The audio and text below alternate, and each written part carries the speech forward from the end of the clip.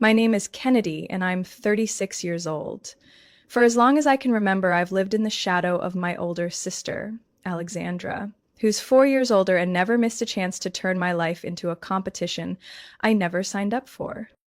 Even in elementary school, Alexandra was praised as sharp and the natural heir of the family, while I was labeled reserved, a polite way of saying overlooked. At home, she always got the bigger slice of cake from mom, the TV remote from dad, and was the only one allowed to lock her bedroom door. Every decision revolved around her preferences. I used to think things would change when we got older. They didn't. Alexandra's manipulation just became more sophisticated with age. In high school, I had my first boyfriend, Ben. He was the first to take me to the movies, the first to hold my hand in the schoolyard. A week after Alexandra found out, she suddenly began bumping into Ben at the library. Then it was helping him with math, then working on a group project together. 2 weeks later, they were officially dating, like I had never existed. When I cried, Mom just said, "Well, if you didn't hold on tight enough, someone else will." Couldn't understand how a sister, my own flesh and blood, could be so cruel. Then came my college graduation. Alexandra showed up, of course, but made sure to insert herself into every conversation to talk about her new position at a major finance firm in New York. When I received my honors, she leaned over to Mom and muttered, "Just a decent GPA, nothing special." I didn't react. I never did. After every incident, Alexandra would come to me with watery eyes and say, "I'm sorry, I didn't know that hurt you." She always had an excuse. "I was under stress. I didn't mean to. I just want the best for you." And like a fool, I forgave her. I always forgave her. I didn't want to lose my sister. I used to dream of weekend coffee dates, warm holiday hugs, and late-night phone calls like other sisters have. But the more hope I held on to, the more I got met with coldness, jealousy, and subtle sabotage. Then she met Max, now her husband, and I thought maybe finally her life had found its own path. He was kind, calm, and didn't seem swept up in her usual theatrics. I was genuinely happy for them. I even stood as her maid of honor at the wedding. I wrote her a heartfelt speech and never once brought up our painful past. I truly believed Alexandra had changed. For a while after that, our relationship was tolerable. Not close, but civil. I told myself, at least now she has a husband, she'll stop fixating on me. I was naive. Because once Alexandra saw me start to build a life of my own, a stable job, my own apartment, a circle of close friends, that old competition flared up again. But this time, it wasn't snide remarks or dismissive glances. This time it was something darker. Something that made me wonder, if even family could betray you like this, where do you draw the line to protect yourself? The invitation was printed on heavy silk paper, edged in gold foil with embossed silver letters, celebrating 10 years of Alexandra and Max, Saturday evening at Rosemont Hall. I nearly tossed it in the trash, but like every other time, I went. Some part of me still clung to the impossible hope that maybe this time things would be different.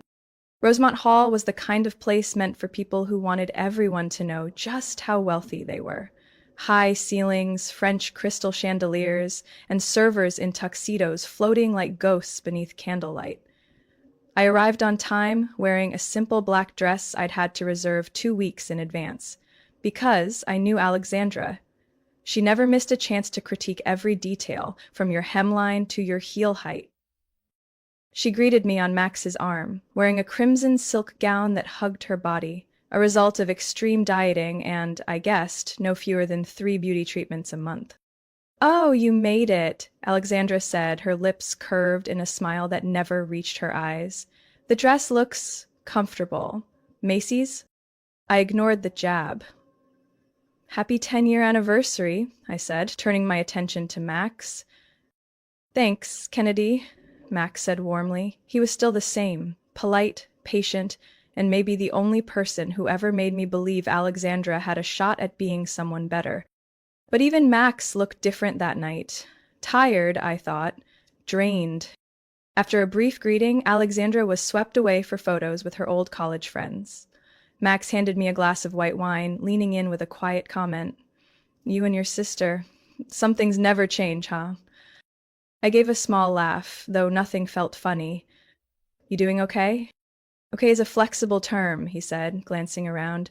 Want to take a quick walk? I need air. We stepped into the side corridor behind the ballroom, quieter, filled with the faint scent of lavender from potted plants lining the walls. Max sat on a marble bench, stretched his arms, and sighed. She planned tonight for 3 months, he began. Every detail had to be flawless. But what? We're not the people in our wedding photo anymore. She controls everything, even how I feel. I stayed silent. I wasn't sure what made him open up to me. Especially tonight, of all nights, what was supposed to be their celebration of love. She doesn't trust anyone, Kennedy, Max said softly. Not even me. Have you tried therapy together? 3 times. Every time, she charmed the therapist, then quit when they eventually suggested she might be part of the issue. He let out a bitter laugh. In Alexandra's world, anyone who doesn't obey is a traitor. I was about to reply when Alexandra appeared at the end of the corridor. She spotted us, Max sitting, me standing, a little too close under dim lighting, and froze. Looks like you two are having quite the chat, she said, still smiling, but her eyes were sharp. We're just talking, I answered evenly. Of course. Kennedy always has great timing. Max stood up and interjected, we just needed a break from the noise. You know how I hate crowds. But you don't mind one-on-one time with my sister? Alexandra snapped, then didn't wait for an answer. The guests are looking for you. Let's go. She pulled Max away, leaving me standing there with nothing but a lukewarm glass of wine and the growing weight in my chest.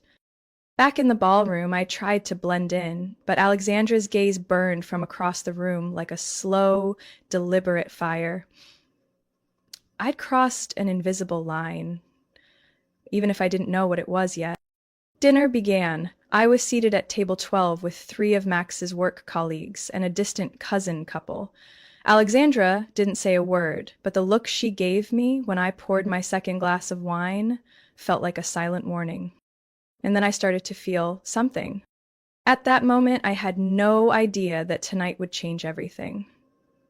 That behind the red silk gown, behind the polished speeches and carefully posed smiles, a storm had already begun. One I was about to be dragged into. I stepped away from the table to fix my lipstick, not because I needed to, but because I needed to escape the suffocating weight pressing in on me. Alexandra's 10-year anniversary party was orchestrated down to the last detail, but the one thing she didn't plan for was me.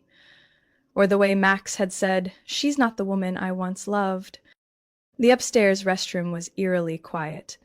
I took a deep breath, washed my hands, tried to steady myself. But as I stepped back toward the ballroom, I froze. From a distance, I saw Alexandra standing by my table. Her back was to me, but the large wall mirror reflected her movements perfectly.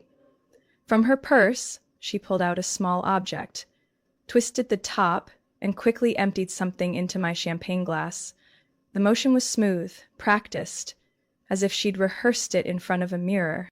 I stood paralyzed, my blood roaring in my ears, skin gone cold. When she stepped back, her eyes met my reflection in the mirror. But Alexandra didn't see me. She turned, grabbed another glass, and slipped back into the crowd with her usual artificial smile. I walked calmly to the table, sat down as if nothing had happened. The champagne glass was refilled, sitting next to a chocolate-dipped strawberry. On the napkin, a message in gold ink read, "To the best little sister, A." I lifted the glass, tilted it under the light, a faint, odd fizz. Dusty specks along the rim, nearly invisible unless you looked closely. I didn't drink. I also didn't leave. That would prove nothing, and I needed to know exactly what Alexandra had planned for me. I went looking for Max. He was near the dessert table, chatting with an old friend. I approached with a calm smile.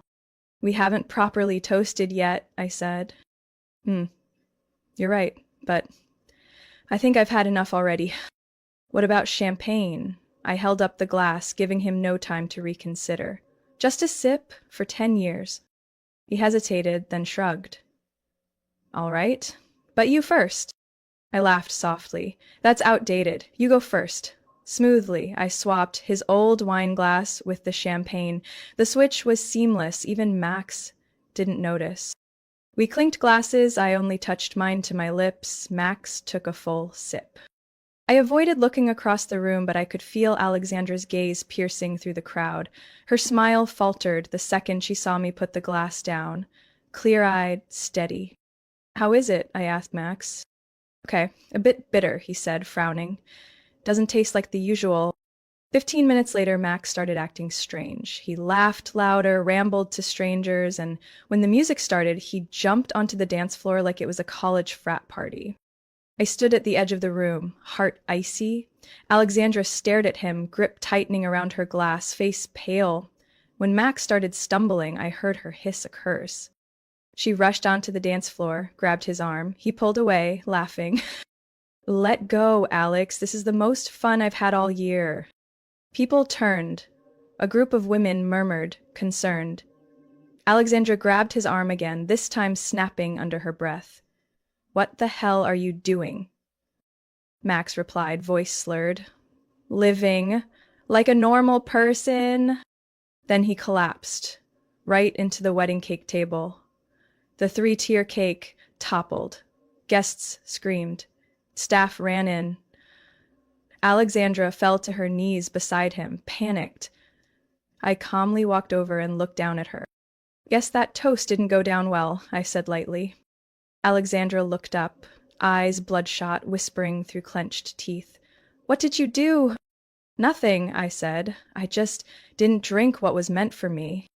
She understood instantly, and for the first time in her life, Alexandra had nothing to say. Max couldn't get up. He lay flat on the marble floor, surrounded by frosting and ruined cake, eyes wide open, lips moving with words no one could make out. The music stopped. A spoon dropped. A woman gasped, "Oh my God, is he having a stroke?" Alexandra nearly lost it. She knelt beside Max, shaking his shoulders while trying to smile at the growing circle of silent, retreating guests. Sweetheart, it's just the alcohol, right? Get up, come on. They're watching. Max groaned, sat up shakily, face flushed, hair streaked with frosting. Please, I need water. My head. It won't stop spinning, he stammered. A server rushed over with a glass. Max reached for it, but his hands trembled so violently the water spilled all over his shirt. I stood just a few feet away, never taking my eyes off Alexandra. She was panicking. Not the kind of panic about embarrassment, but the kind that came from fear of being found out. Her gaze flicked toward me, then darted away. She knew. And I knew she knew. A voice spoke from behind me. We should call an ambulance, a relative, from Max's side of the family. I nodded immediately. Call now, this could be a drug reaction or something toxic in the drink. Alexandra snapped her head around, voice sharp. Are you implying something, Kennedy? Not implying anything, but he didn't drink much, and that last glass, you poured it. The room went quiet. Guests exchanged glances. Some began edging toward the exits. Don't accuse me like that, Alexandra screamed. I just wanted this party to go smoothly. By spiking your sister's drink, I said, loud and clear. Gasps spread across the room. Max looked up, dazed, turning toward me. Drugs? What drugs? He slurred. That's for the doctors to say, I replied, staring directly at Alexandra. Unless you'd like to confess now. No one spoke as hotel staff pushed through the doors, announcing the ambulance had arrived. 2 paramedics in blue uniforms rushed in with a stretcher and medical gear. They surrounded Max, checking his blood pressure, pupils, and response time. Did he consume anything unusual? A nurse asked. I didn't hesitate. Champagne, but I suspect it was laced with a sedative. The nurse looked up. Do you know what kind? I stayed silent. My eyes locked on Alexandra. Her face went pale. Hands trembling, she gripped the edge of a table to steady herself. 1 second, 2, then she mumbled. Ativan. Just one dose. I just wanted him to calm down.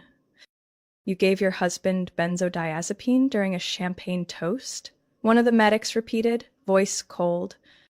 Not for him, I interrupted. She meant to give it to me. Max croaked, what? The nurse responded urgently. We need to transport him now. That combination can cause respiratory failure. He needs monitoring. Shock rippled through the crowd. No more smiles, no more raised glasses. Only glittering lights falling on a party floor, now frozen, while the truth spilled out, one drop at a time. Max was lifted onto the stretcher. As they prepared to wheel him out, he reached for my hand. Thank you, he said, looking straight at me, for seeing everything. I squeezed his hand gently, then stepped aside as the medics exited the hall. As the doors closed behind them, Alexandra turned to me. Her eyes were sunken, glassy with tears, but her voice was still sharp as steel. You ruined my life.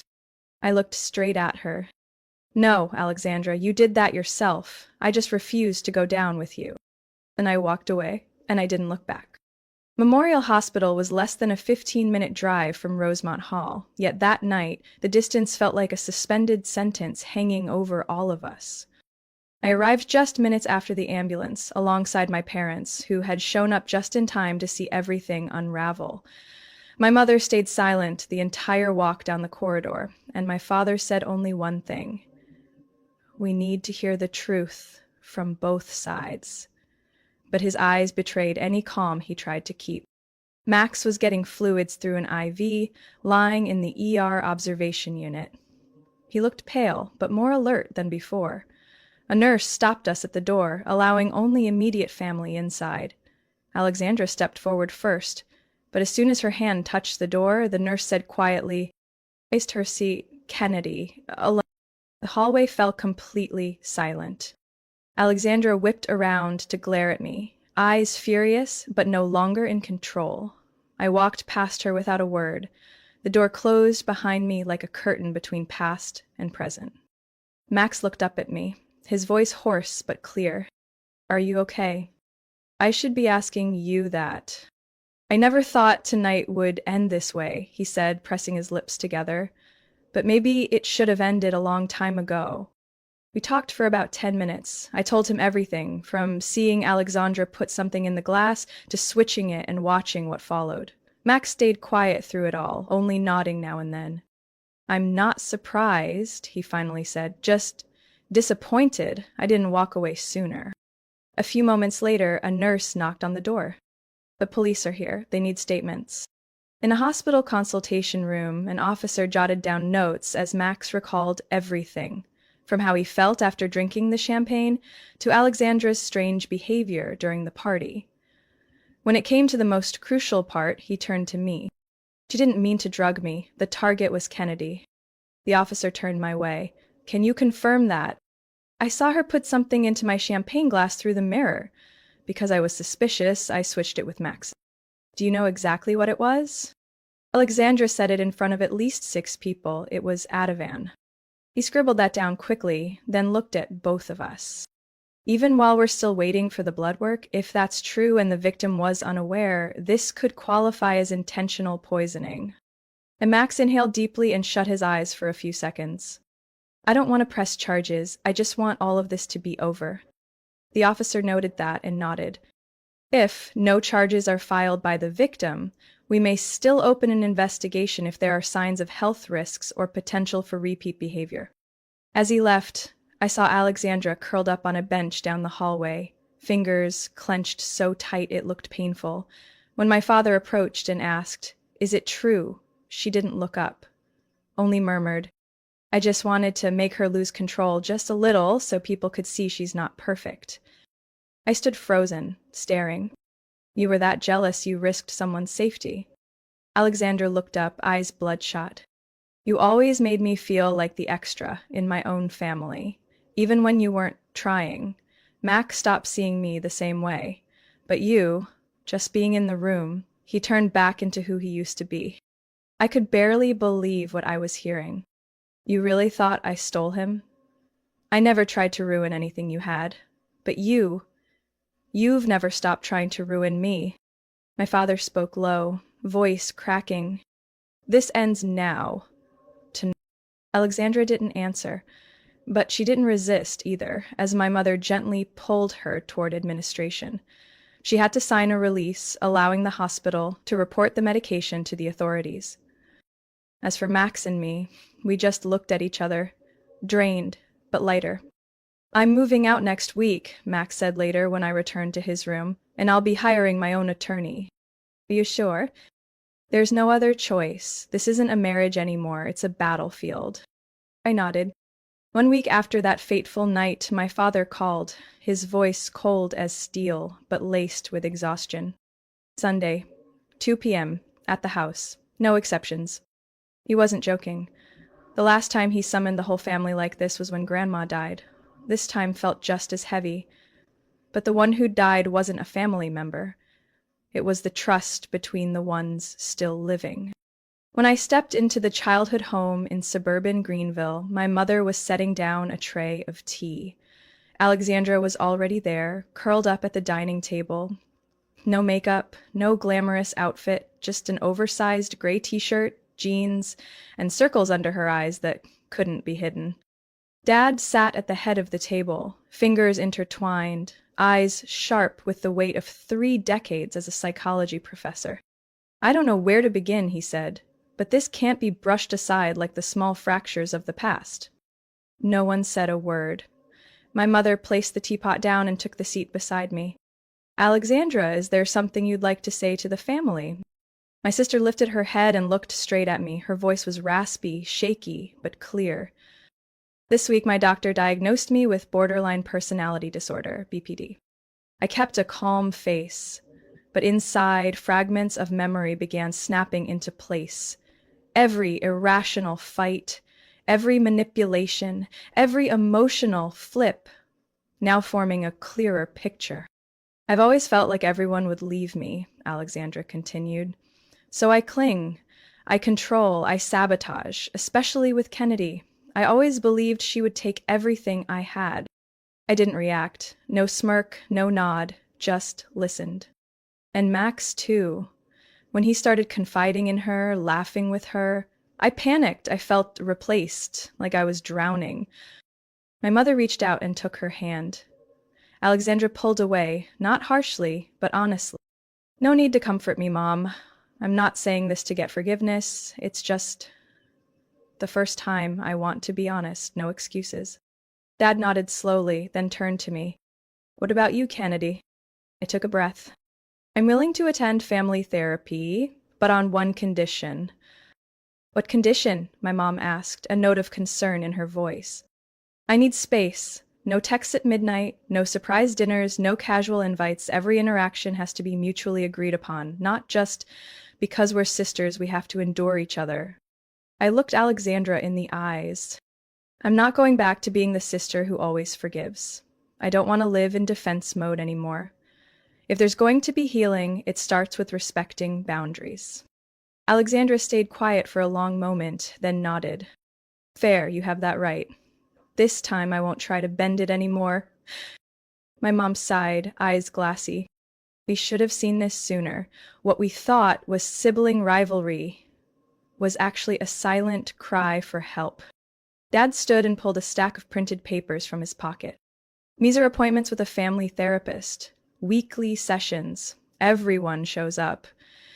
We won't repeat our parents' mistakes, denial, silence, and the 'every family has problems' excuse." I took the paper and folded it without a word. The meeting didn't end with tears or cinematic hugs. It ended in a strange, still quiet, as if we all understood this would be long, messy, but at least, for the first time, everyone was ready to truly begin. Just before I left, Alexandra stepped toward the door and paused. "You don't have to answer now, but if someday you want to hear me say sorry again, sincerely, the right way, I'll still be here." I didn't reply, but for the first time, as I closed the door behind me, I didn't feel like I had to lock it. I just let it rest ajar. Because this time, I wanted to be the one who decides if and when it opens again. 6 months after the family meeting, I received a message from Alexandra. Can you give me an hour? Just coffee. No pressure, no past talk if you're not ready. I read the message 4 times. No exclamation points, no hidden jabs, no begging. For the first time in my life, an invitation from my sister came with no strings, no manipulation. I said yes, but I picked the cafe. A quiet spot on the west side where I usually worked on weekends. Neutral ground. Familiar to me, not to her. Safe. Alexandra arrived right on time. Not early to assert control, not late to provoke. She wore a cream hoodie, hair tied back, face bare. No lipstick, no mascara, no armor. Hi, she said softly, sitting across from me. Hey, I replied, placing my phone on the table, a subtle boundary. We ordered drinks. I got my usual oolong tea. She asked for water. Just water. No sugar-free soy latte with 3 modifiers. Just a quiet, almost startling choice. Are you doing okay? She asked. I'm all right. She nodded. No probing. After a short silence, she spoke. I've been going to therapy 3 times a week, one-on-one with ABD specialist, one group, one session focused on conflict behavior. I didn't know what to say, so I nodded. I've been doing the homework, journaling, tracking impulses and breaking them down later. At first, I thought it was a joke. I chuckled. I thought the same when I started. But then I realized I've lived my whole life on reflex. Couldn't tell what was real pain and what was imagined. And the moment I felt even a hint of threat, I struck first. Her voice didn't shake. She wasn't asking for pity. She was just telling the truth, like someone describing a scar. My mother's voice echoed down the back stairs. What about Mac? Divorce is finalized, she said, looking down. We split everything. He doesn't want contact, and I respect that. I sat there. I thought I'd feel satisfied hearing that, but I didn't. It was just sad. Not for them, but because loss is still loss, no matter who it happens to. I moved out of the city, she said. Now I'm in Salem, Oregon, part-time work with a nonprofit for women after divorce, not as a director, just staff. I write outreach content, help with the summer campaign. I almost asked, you're really doing that, but instead, I asked, do you feel lighter? For the first time, Alexandra smiled, not forced, not smug, not broken. Yes, it's strange, but yes. We sat there for a while. No dramatic apology, no sweeping promises, just 2 women, once called sisters, relearning what that word could mean. I don't expect forgiveness, she said, eyes steady. I just hope. One day, if it feels right to you, maybe we can build something new, not from blood, from understanding. I was quiet. Then I said slowly, maybe. But this time, boundaries stay. No crossing lines. Deal, she said right away. If I slip, you can call me out. Not to shame me, just to help me remember why I want to change. I nodded, something inside me softened. Not forgiveness, but maybe acceptance. When we parted, she didn't hug me, didn't ask to. She just said, thank you for coming. I watched her walk away. No swagger, no scanning the room for control. Just a woman, with a tangled past and a future still unwritten. 1 month after our reunion, I received a postcard from Alexandra. Not an email, not a text, a real postcard with a photo of the Seattle shoreline at dusk. On the back, just 12 words. I'm not running away. I'm starting over. I stared at it for a long time, tracing the familiar slant of her handwriting, less perfect now, no longer trying to impress. It felt like a sigh between 2 people who'd stopped needing to prove who was right. Alexandra had really moved. Mom said she rented a small apartment in Fremont near Gasworks Park. She's still working part-time for the women's support nonprofit. Recently, she even enrolled in an online counseling course to understand myself before trying to help others. I don't know where Alexandra's path will lead. I don't pretend her changes are permanent. But for the first time, I don't feel pulled by expectations or on alert. I'm simply an outsider, watching a family member with cautious but gentle eyes. And me? I'm still in Greenville, living in my two-bedroom apartment near downtown. I'm not trying to be noble, nor am I forcing myself to forget everything that happened. I still wake up some nights remembering that moment when Alexandra slipped something into my wine, and that chill crawling up my spine. But I've also learned not to let that wound define me. After all, anger might protect you in a crisis, but it can't nourish you long term. I keep going to therapy. I'm learning to rewrite my boundaries, not out of fear this time, but out of clarity. I've been pruning my relationships, keeping only those who don't make me feel small in my own life. Max and I still check in, an occasional birthday text, a shared article about mental health. He's moved to Asheville, North Carolina, and opened a bookstore cafe. In the pictures he sends, he smiles more, his hair a bit longer, looking nothing like the man in a suit from that long-ago party. I'm happy for him. And for myself, for letting go of what couldn't be saved. Whenever someone asks me about Alexandra, I no longer say, my sister is a control freak. Now I say, my sister is trying to become someone new. I don't know how long that will last. Nothing is guaranteed. But if there's one thing I've learned, it's this.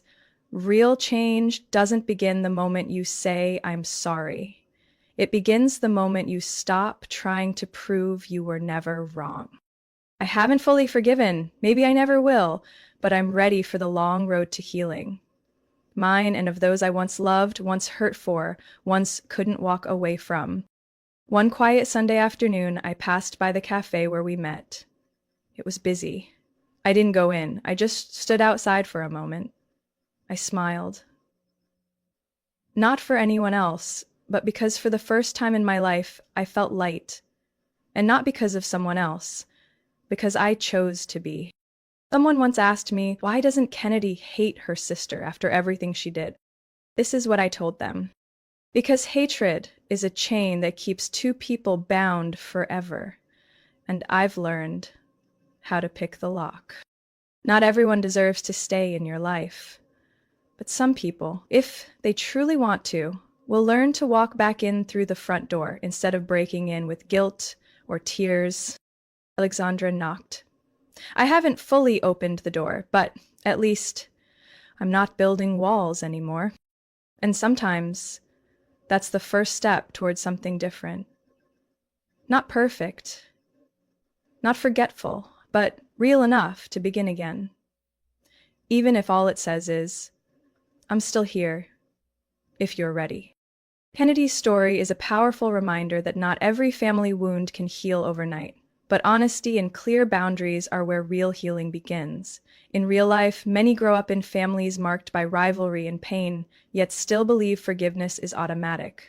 The truth is, you have the right to protect yourself, to be respected, and to reconnect only when both sides are willing to do the work. Sometimes the biggest step isn't forgiveness. It's choosing not to be hurt anymore. What do you think of Kennedy's journey and her choices? Have you ever experienced something similar?